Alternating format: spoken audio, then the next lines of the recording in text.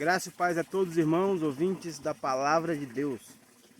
Meu nome é Elielson e hoje vou trazer para vocês uma reflexão a respeito de uma fala de Cristo que traz muita divergência quando se lê as Escrituras. Divergência a respeito do tema. Embora o tema seja autoexplicativo, o texto seja autoexplicativo, as pessoas ainda não compreendem perfeitamente a mensagem, que é: eu e o Pai somos um. Veja, essa frase ela tem trazido muita divergência porque as pessoas isolam essa frase de todo o contexto, né? Então é isso que vamos ler hoje e explicar a cada um dos irmãos o que esse texto está querendo nos trazer, qual informação esse texto está nos trazendo à memória. João, capítulo 10, versículo 30. Eu e o Pai somos um. Na continuação ele diz: os judeus pegaram então outra vez em pedra para o apedrejarem. Respondeu-lhe Jesus: tenho-vos mostrado muitas obras boas procedentes de meu Pai. Por qual dessas obras me apedrejais? Os judeus responderam, dizendo: não te apedrejamos por alguma obra boa, mas pela blasfêmia, porque sendo tu homem, te fazes Deus a ti mesmo. Respondeu-lhe Jesus: não está escrito na vossa lei? Eu disse, vós sois deuses. Pois se a lei chamou Deus aquele a quem a Escritura, ou a palavra de Deus, foi dirigida, e a Escritura não pode ser anulada, aquele a quem o Pai santificou e enviou ao mundo, vós dizeis blasfema, porque disse, sou o Filho de Deus, e não faço as obras se não faço as obras do meu Pai, não me acrediteis. Mas se as faço e não credes em mim, crede nas obras para que conheçais e acrediteis que o Pai está em mim e eu nele.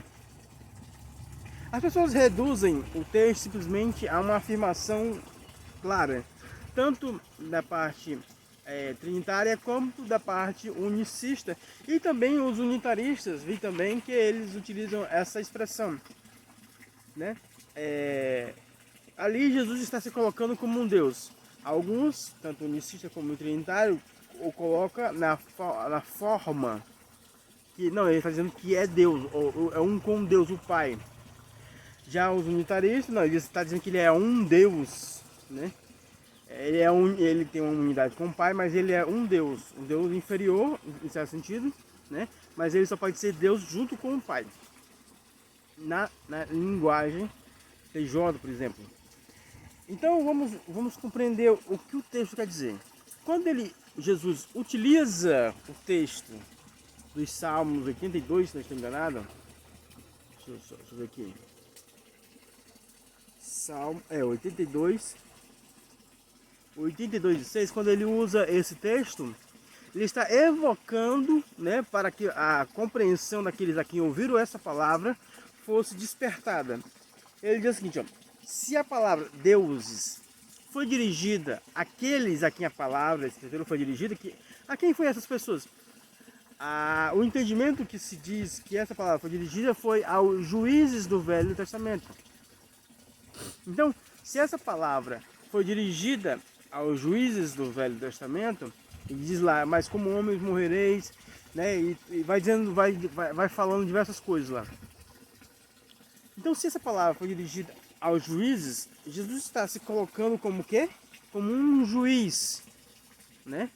Primeiro ponto, ele colocou esse texto para explicar a sua fala para aqueles que lhe opõem, né, nessa discussão. Então Jesus está dizendo, olha, eu sou um juiz. Então se essa palavra dirigida aos juízes, e a palavra de Deus não pode ser anulada, ela é aceita por vocês, quanto mais aquele a quem o Pai santificou e enviou. E aí ele coloca um agravante. Além de eu ser um juiz, à semelhança desses, aqui a Escritura diz, Deus me colocou, Deus me ungiu, né? E me colocou para esse ministério. Certo? Então ele coloca esse agravante, quanto mais aquele que Deus ungiu e enviou.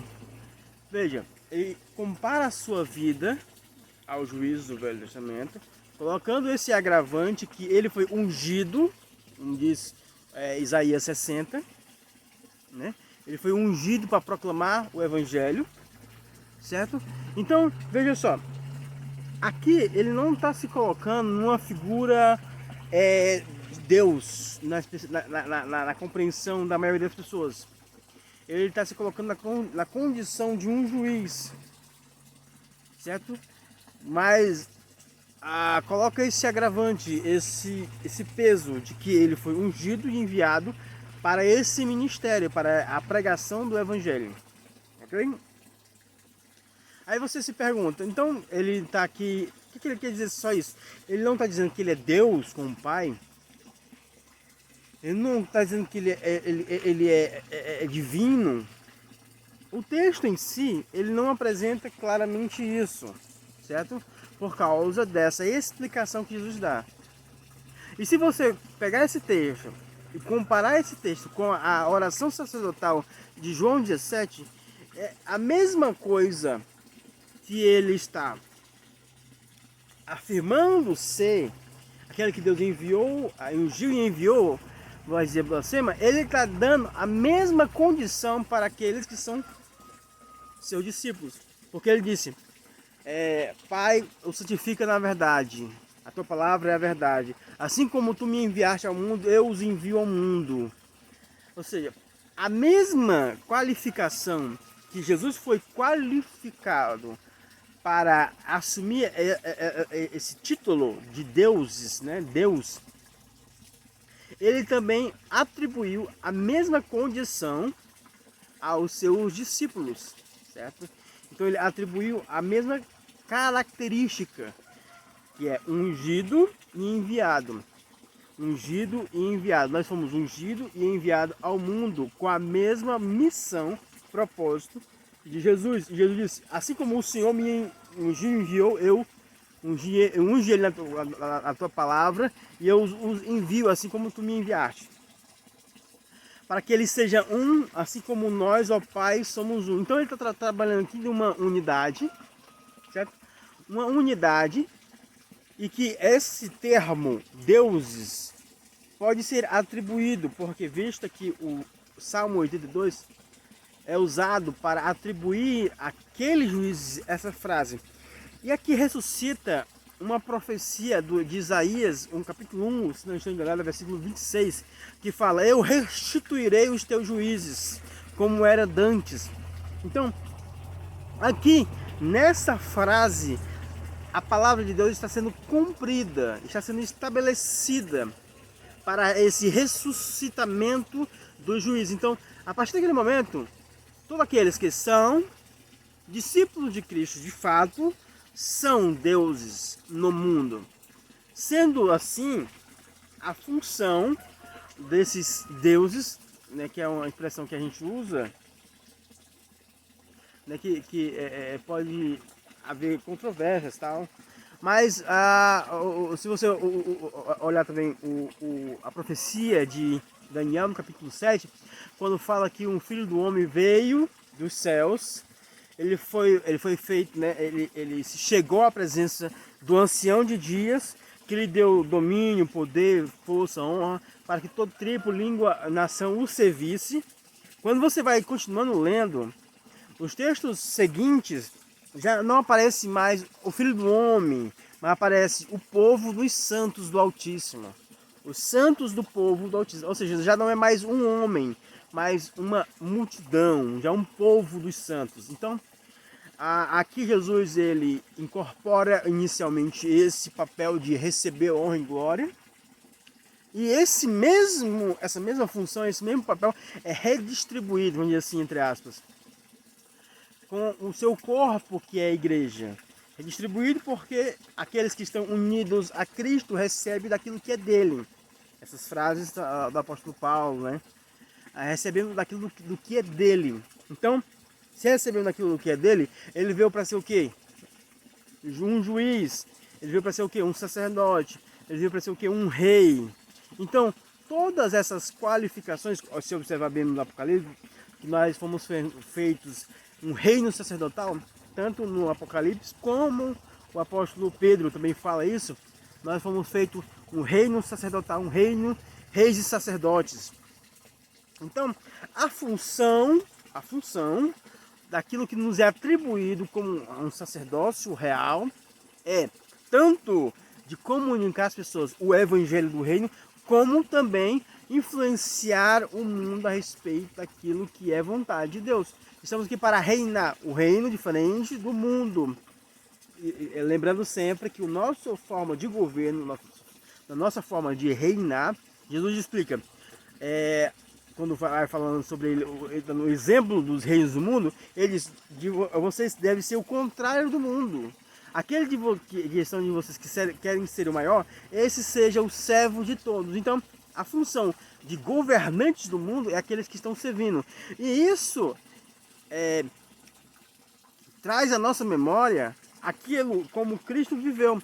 Ele viveu servindo, certo? E quando vamos ler o que o apóstolo Paulo fala em Atos, se não estou enganado, 17, quando está em Areópago, né, falando para aqueles filósofos, ele fala o seguinte: o Senhor do céu não é servido por homens como que necessitasse de alguma coisa, mas é Ele mesmo que dá todo o fôlego de vida, né? Ou seja, o que Paulo está querendo dizer é que Deus não precisa ser servido.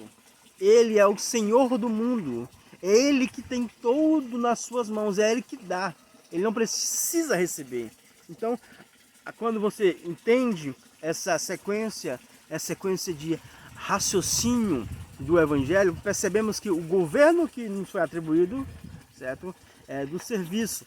Então, quando vemos essa parte, eu e o Pai somos um, essa mesma expressão, ela poderia ser utilizada por qualquer um de nós cristãos.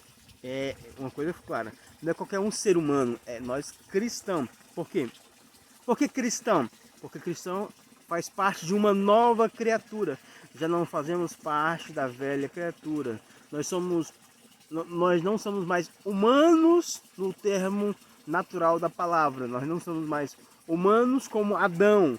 Já não somos filhos de Adão.